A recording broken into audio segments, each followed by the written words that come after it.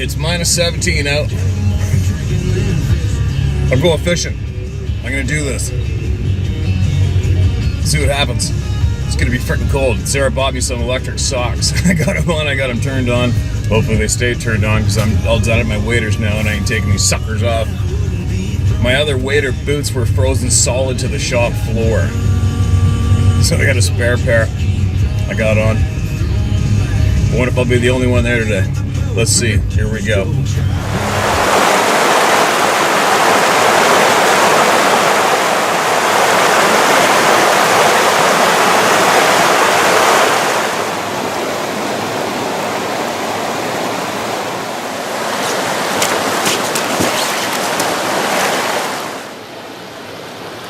So I'll let the camera go while I take the first couple casts anyway, but I want to save the battery for later for get some voices heard, possibly videotaping some other spots.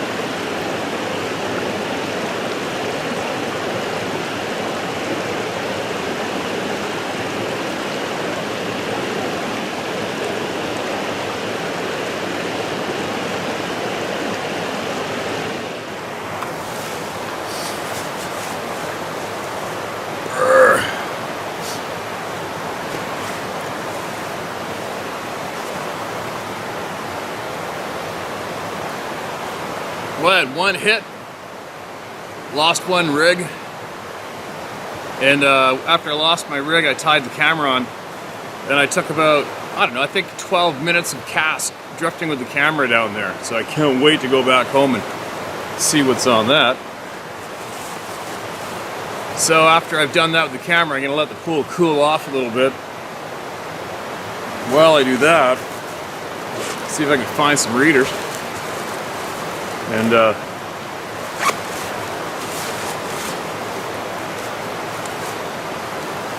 get a little share out here while we let these fish cool off a bit.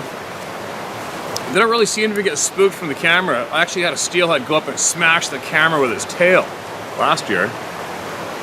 But it was definitely something else having that thing going, drifting down and splashing back on top. So I'll let it cool off a little bit. And then get back at her after I get some voices heard. 2021's coming to a close. You know what? One thing that I am happy about with this channel, happy about the time I invested. One of the many things is, like I think in the very, very beginning, after I've been watching, like I said before, watching the handful of the so-called big names. Myself, I don't even know how anybody gets referred to as a big name when it comes to these unknown beings and our reality and who we really are. There's no big names, it's just us. And I finally had enough, and I decided that's it, it's time. It's time, it was about all of you. And one thing that I have really enjoyed, the success, what I consider success of this YouTube channel, what we are doing as a group, is the fact that we basically prove to the world that it's all about the people, that the people run this joint, right? We did it at a small scale, and we took one particular oddball topic and we proved it. We took the attention away from the attention whores. We took the attention away from the controlling freaks who want to control what you see, read, hear, or share. We blatantly stepped in, said that's enough, and we all took it away from them just like that. Right? Isn't that freaking great? That's probably one of my most favorite aspects of what we have done here. We took it away from the control freaks. We took it away from the narrative holders. We showed the so-called big names that they are no bigger or better than every single one of you out there. And that's what we did very easily. And I'd like for all you to take note of that for when it comes to other topics in this lifetime. That's how easy it is. It's when the people have had enough, the people stand up together, there's nothing you can do about it. When all the people come together It doesn't matter how bad you want that control, how bad you want your face to be the face in the camera, how badly you want the topic controlled by you.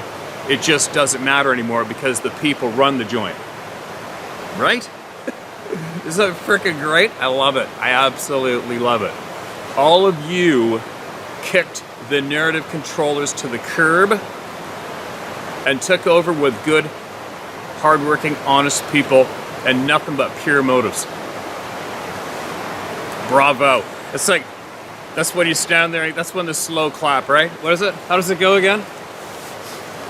When that goes down, then the slow clap. Right? But I'm quite certain everybody is standing there doing the slow applaud to the entire group at the same time, and you all get it. You get what I'm talking about. Alright, moving along. Enough babbling and wasting time. We got people to be heard from. Right? We got people to be heard from. Word for word. People to be heard from. Hope you guys can hear us over top of the roar of the river. Alright, Mark, this is Red. Also, a big pat on the back to all you people who decided, after a lifetime of secrecy, to come out and share with all the people and help create what this place is. A very, very powerful place, alright? Knowledge-filled, powerful place. Bravo. Alright, Sabe, 1969. Thanks, Steve, for all the letters you have read concerning the Sabe. They are real, and too many of us have come into contact with them just to have our experiences ignored or ridiculed. It helps to hear other people's stories. I get it that you're a no-nonsense type of man, and I admire you for that. I'm a great-grandmother, almost 61 years old, yet I still have flashbacks of times I came into contact with these beings.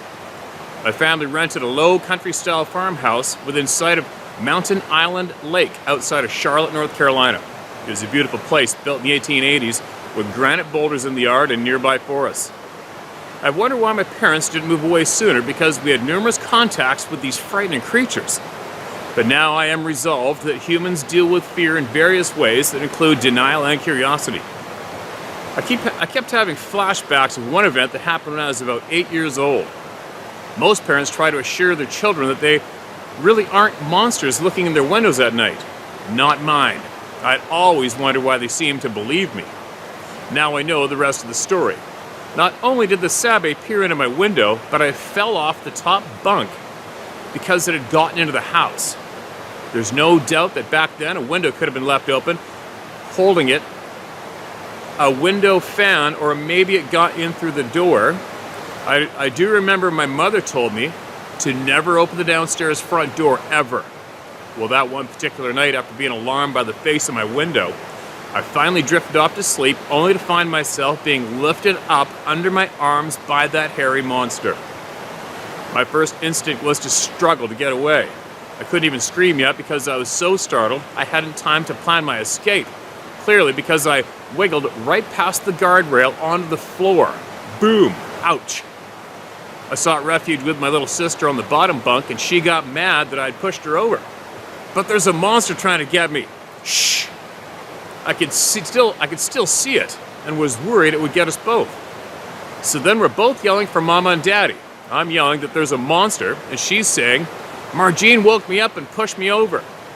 So before my father and mother even made it to our room, I hear this thing pounding its feet down the hall out of our room. It made a sound similar to a woman's scream, but not exactly. It was similar to a whoop, or a baby with colic.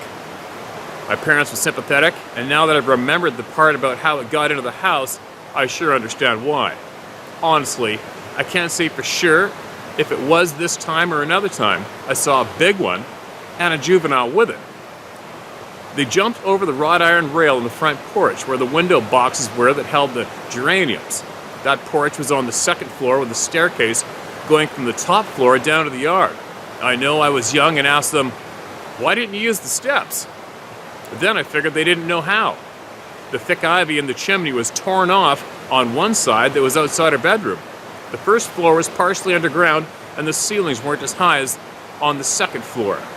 My father had a guest later on that estimated the creature's height to be between 8 or 9 feet tall. The man used the word Sasquatch. When I first heard the word, I thought I must have been sassy. An S-monster came to squash me. But I was told these creatures have been sighted in the Great North Woods, and they were here in North Carolina too.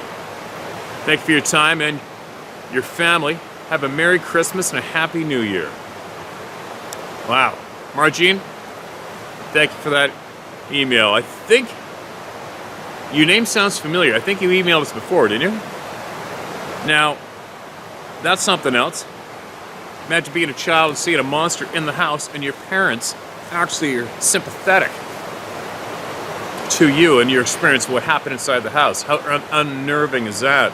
So I'm guessing if something got in the house and grabbed you underneath the armpits, it was probably something quite small compared to what they could be, right?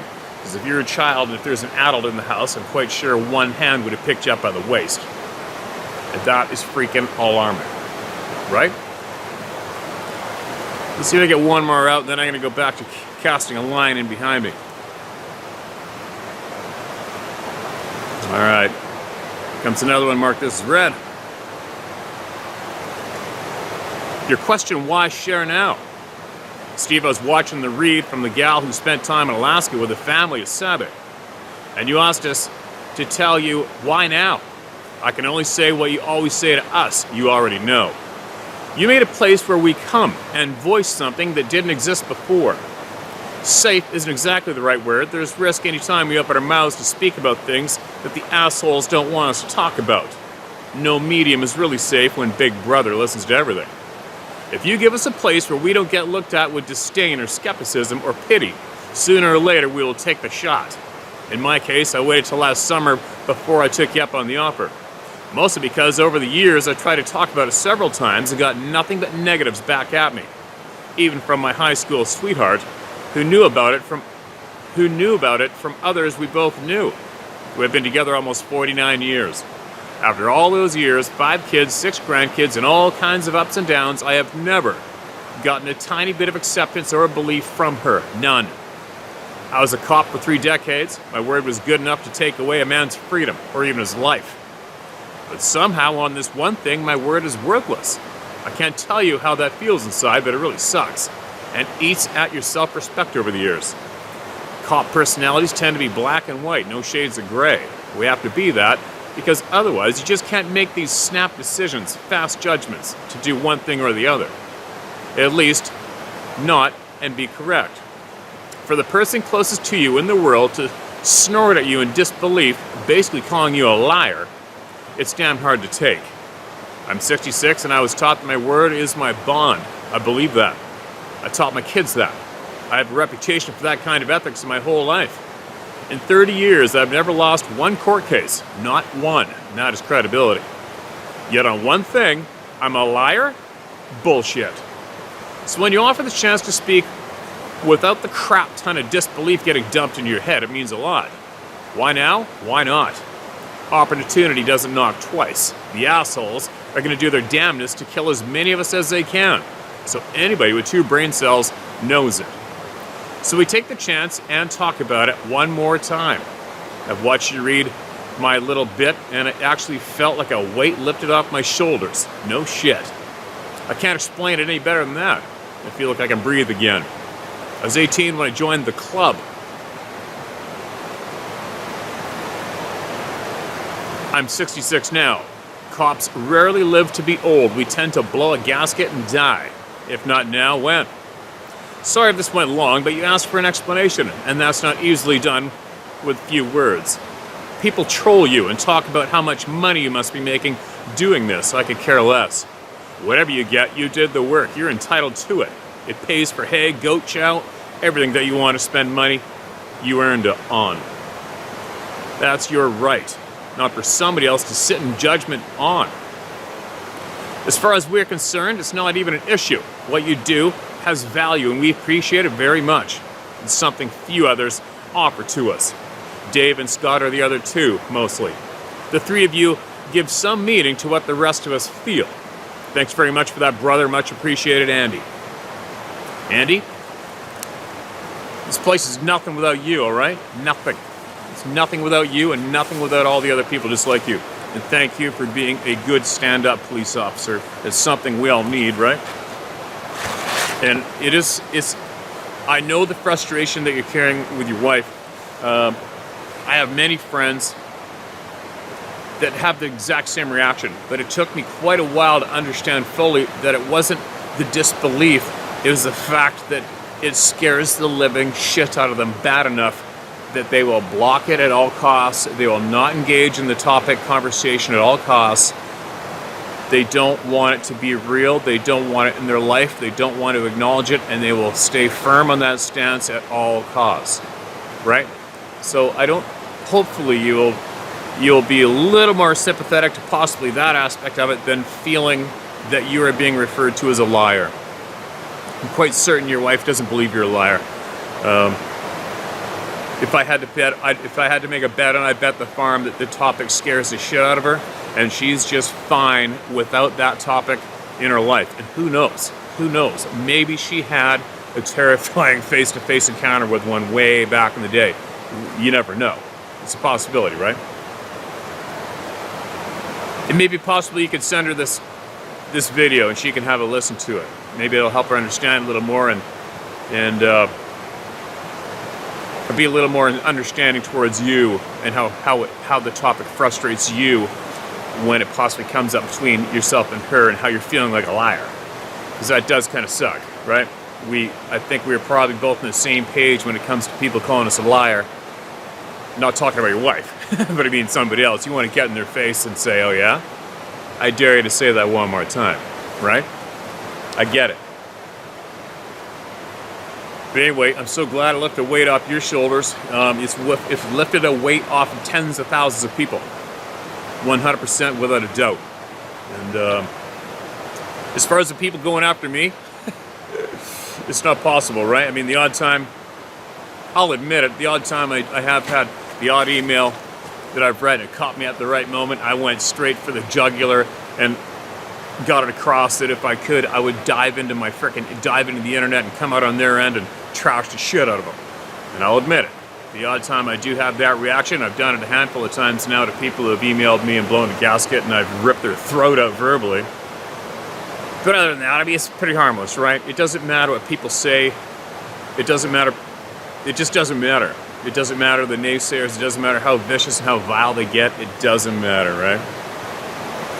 What matters is they can't do anything to us, to you, to me, to anybody, right? This is a very, very powerful place. This place that we've all created together. It's very, very powerful. It's pretty cool.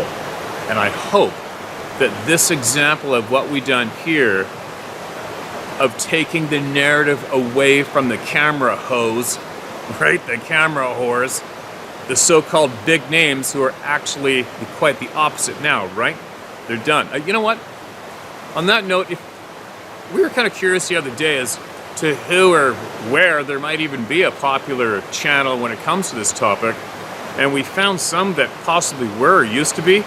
But just so you guys know, I mean, there's a few places you can log into, check out, that will show you numbers of YouTube channels hits. They're not dead, they're fairly accurate enough.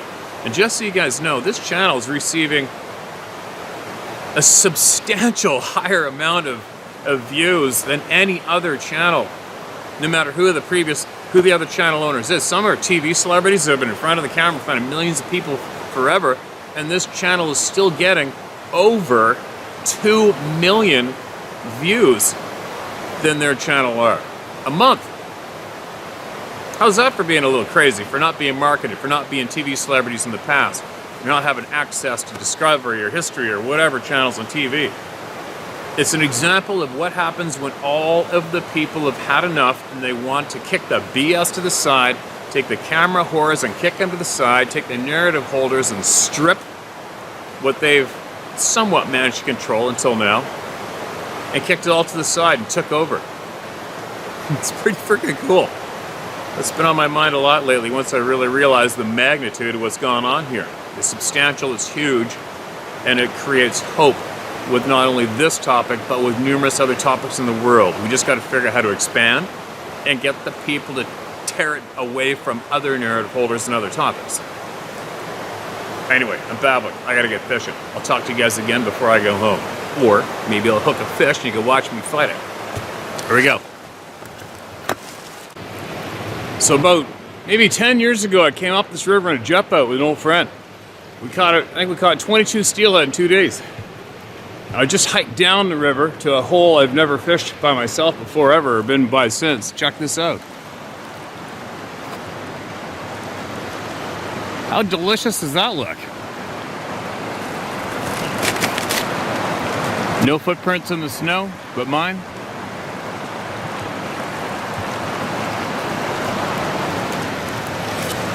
So I think what I'm going to do is I'm going to throw the hook in there a few times, see how I make out, maybe change it up once or twice, and then I will throw the camera down and see what's really going on.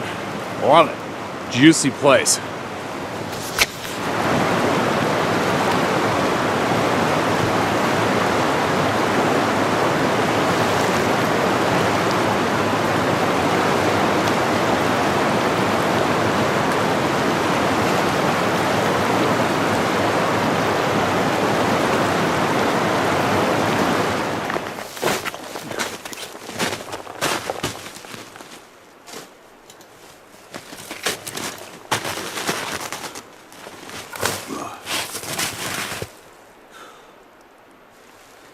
I know I gotta tear my jacket. It still works though. Believe me, I don't give a shit what it looks like. It's funny, Sarah's always like, "You're not wearing that jacket on video." Whatever, it's a torn back. Still works. Still works. Till one day maybe I'll buy another one. Anyways, I'm losing light. I didn't catch a fish. I think I fished this river twice last year and didn't hook a fish. And some people I know who guide on the river were claiming they're in big trouble because the steelhead were gone last year. I got another buddy who's caught a couple of steelhead this year on this river. It's a big river. I watched 3 other guys hike down. They had all the top of the line gear and they're on their side from me. They fished the snot out of it and they didn't hook one.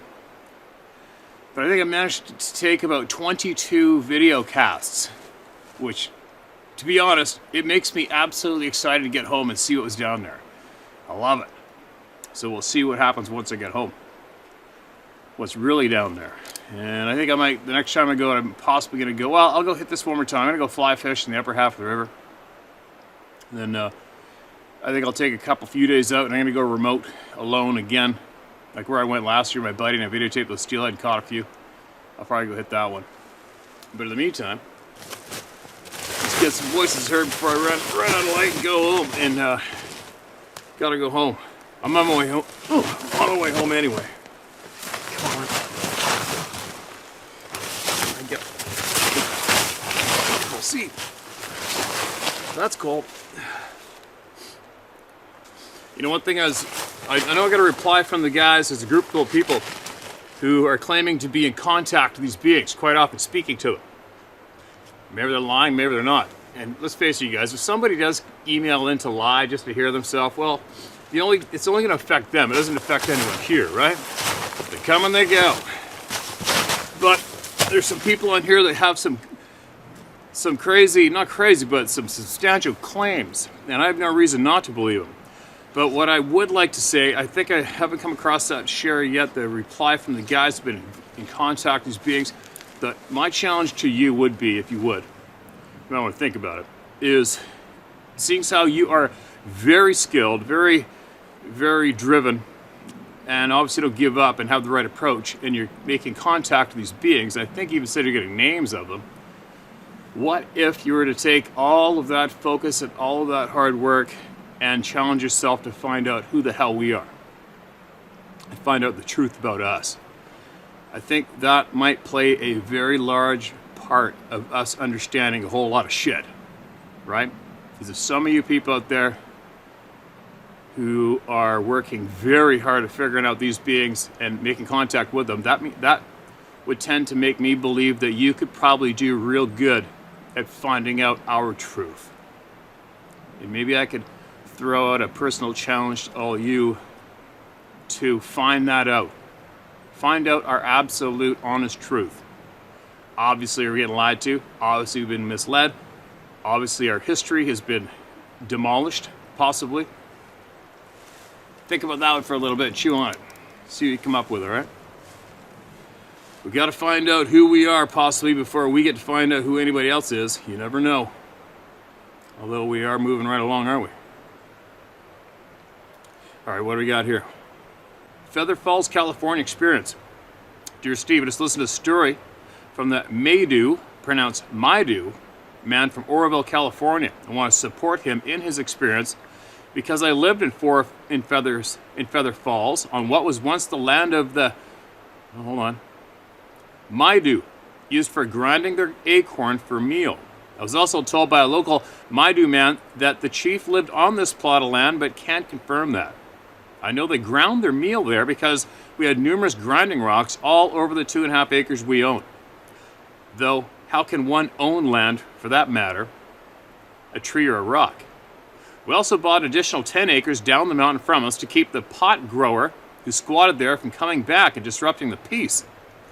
All this area, Feather Falls, Berry Creek, and Brush Creek towns, and the whole of the Feather River drainage was lost to the Bear Fire, later renamed the North Complex Fire, September 8, 2020. Missing a couple periods of commas in that one.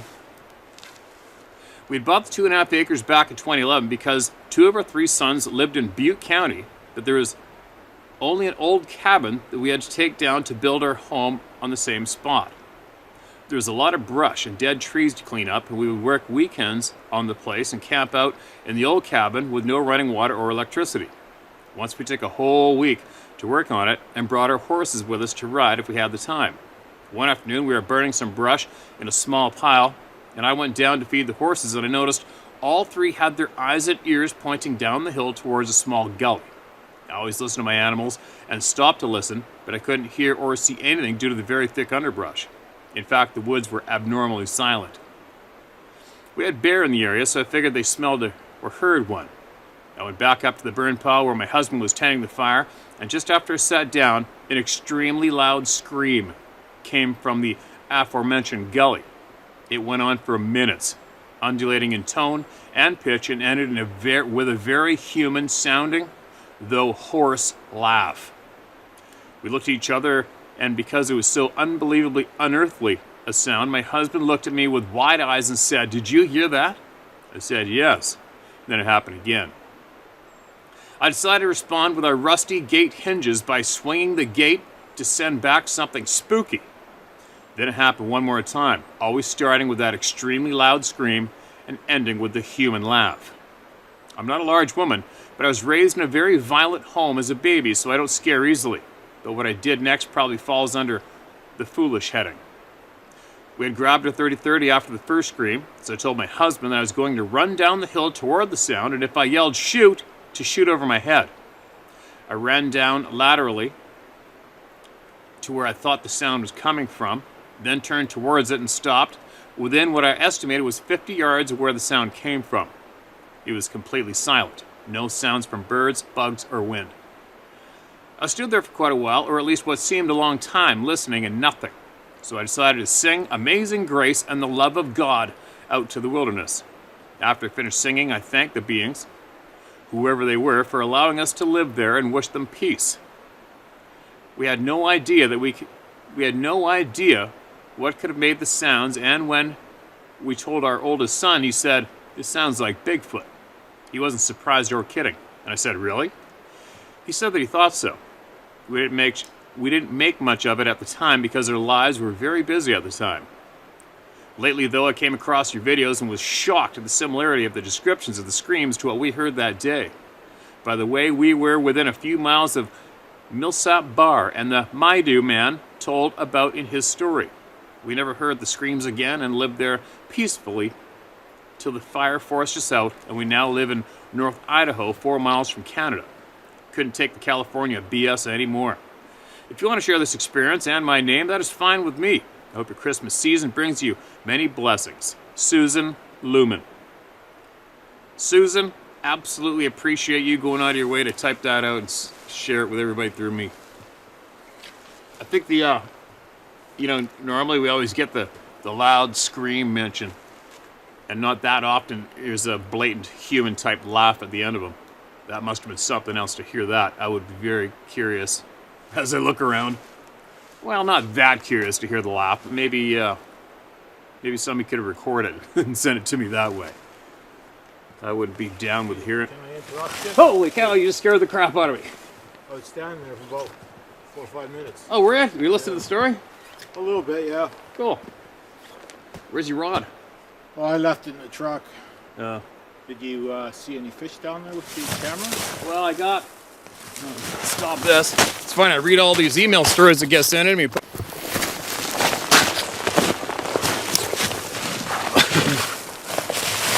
How funny is that? Guy and his little dog were down the trail. He said he was there for like 5 minutes. Scared the shit out of me.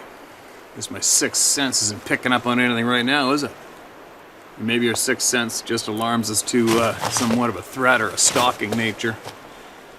But it's funny, I talked to the guy for about 15 minutes, and he's kind of a slow talker, and he's like, "Are you a hunting guide?"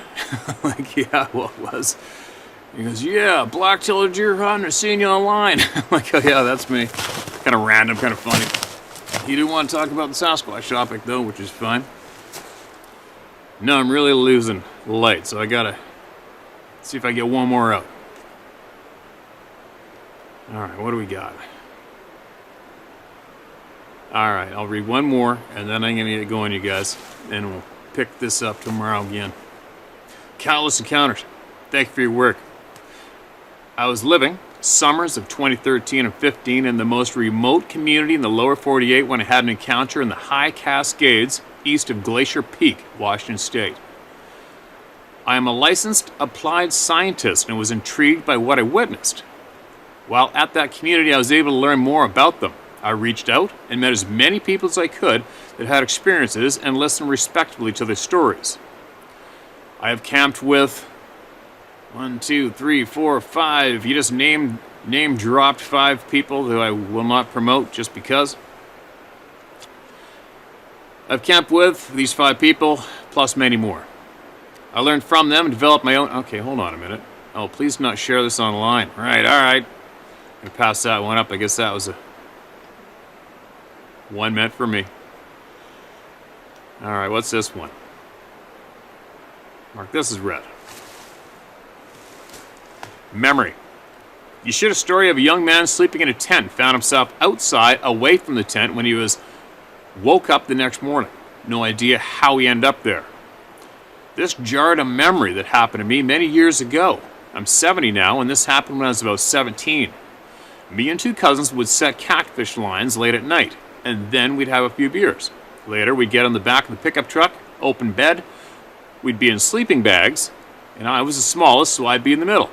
I remember waking up yelling. I was about halfway out of the pickup. Something was pulling me out. My 2 cousins grabbed me and pulled me back into the pickup. Strange part, we just went back to sleep. The next morning we woke up and I asked them if I was dreaming about being pulled from the pickup. They said they heard me yelling and just grabbed me and pulled me back. Felt like someone was pulling me out. We checked around us and no signs of anything. Now this is in South Carolina. We have small black bear, nothing huge. I don't know, maybe just my imagination, but that young man's story just made me think about that night. I've sent you an encounter story before, don't know if you have read it, but feel free to use my name, Jack Smith, near Myrtle Beach, South Carolina. Thank you, sir, for what you do for the people. It's nice to share this with people who understand the effects of these encounters. Very long-lasting.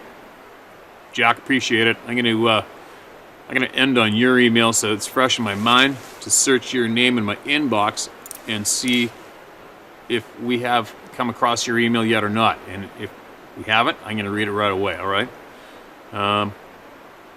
You said your friends pulled you back, so I guess that means you were being pulled out. Otherwise, you would have said they just woke up beside you and told you to shut up. It sounds like some of these beings just like to mess with people, right? I mean, if one of these beings wanted your ass out of that truck, your ass is gone. Right? So. Anyway, it's a flash behind me. It's getting dark. I gotta get out of here. Sarah's gonna think I fell in the river and drowned. And I'm not quite in service yet, but I will be once I get up the top out of this valley. But I'll be back later on, and we're going to get more people heard. All right? I'll talk to you all shortly.